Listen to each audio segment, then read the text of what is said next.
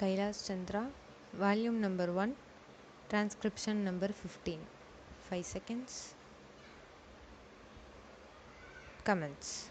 Sir, before the House adjourned for lunch yesterday, I had started speaking on the Essential Commodities Amendment Bill. I have got here with me the bill as introduced. In the statement of objects and reasons, the government pointed out that in certain cases it might be necessary for them not to award punishment prescribed in the law as it exists at present, but to forfeit a part of the deficit. This relates to minor offences under the Essential Commodities Act. I can quite understand this, and generally, therefore, nobody would oppose this thing. But the question that I wish to raise in this connection before the House is the manner in which this act is being implemented by the government and also by the state governments.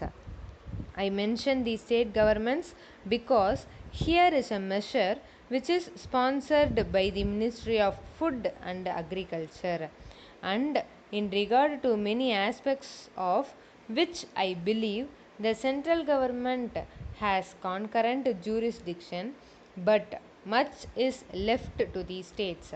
Our experience has been, especially in the state from which I come, namely West Bengal, that this act is not implemented properly by the state authorities because of various connections of certain people high up with the big business and others indulging in speculation, hoarding, and so on. The result has been that whatever should be done had not been done. The central government has got powers under this act to make rules, to give directions to the states, and to supervise the manner in which the particular measure is administered by the states. We found that much that should have been done was not done. What is the use of talking about punishment of the small fry? Certainly, if they are guilty, they have to be punished, and the smaller the fry, the minor should be the punishments. I agree there, but the point is that the act is not properly implemented. We should like to know from the government as to how many cases have been started under the Essential Commodities Act. We know that food grains had been hoarded, speculation had been indulged in, stocks had been removed from one state to another surreptitiously by unfair and illegal methods. These should have attracted the attention of the Essential Commodities Act.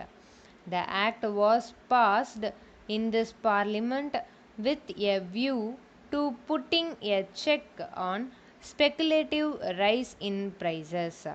When it came to the question of practical implementation of this measure, we found that the government had failed.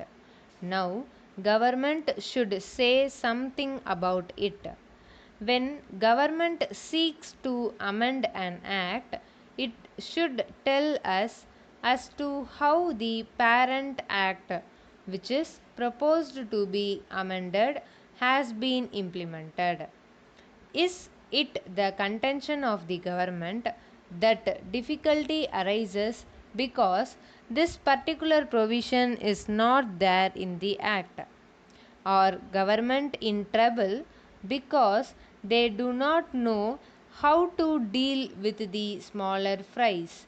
Or is it because that those who are supposed to administer this measure at the state level, at the district level, have thought it fit to ignore it, have thought it fit to bypass it.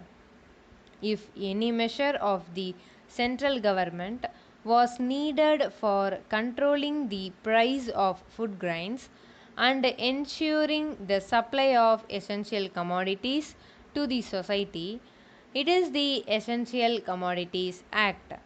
I would like the minister to say something on this.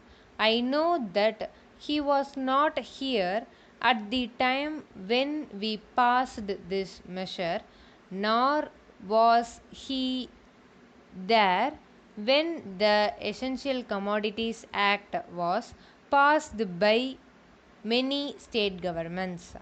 In the past, we had drawn the attention of the minister to this problem, and that minister is now happily going to be the president of the Uttar Pradesh Congress Committee. But I would like to ask the minister who has stepped into his shoes as to what he is doing in order to see to the proper implementation of this act. How many prosecutions have taken place? The small people, of course, should be dealt with very mildly. I agree and I support the measure, but taking the law as it is today without this amendment, it empowers government to deal very effectively. So far as the provisions of the law go with the big traders, wholesalers, and profiteers, I would like to know as to how they have dealt with them. How many are in jail today? How many paid fine? How many have suffered imprisonment?